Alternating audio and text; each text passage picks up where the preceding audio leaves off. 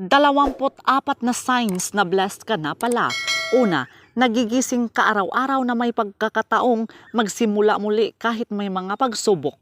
Pangalawa, may mga taong tunay na nagmamalasakit sa iyo at handang sumuporta kapag kailangan mo. Pangatlo, nakakakain ka ng sapat at hindi mo kailangang magutom araw-araw. Pang-apat, may ligtas kang lugar na matutuluyan at mapagpapahingahan. Panglima, natututo ka mula sa iyong mga pagkakamali at patuloy na lumalago bilang tao. Pang-anim, may kakayahan kang magmahal at makatanggap ng pagmamahal. Pang-pito, nakakatawa ka pa rin at nakakahanap ng saya kahit sa simpleng bagay. Pang-walo, may lakas ka pang harapin ang bawat araw at tuparin ang iyong mga responsibilidad.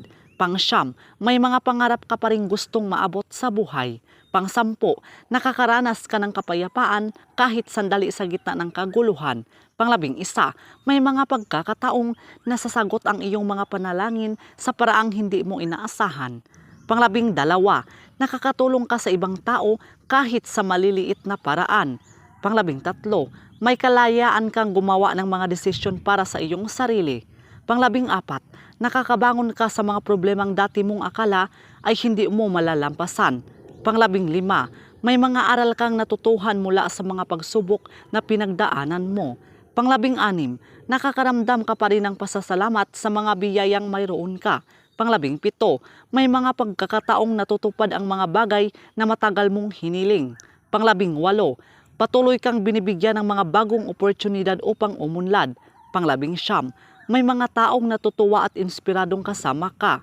20, nakakahanap ka ng dahilan upang ngumiti kahit hindi perpekto ang lahat.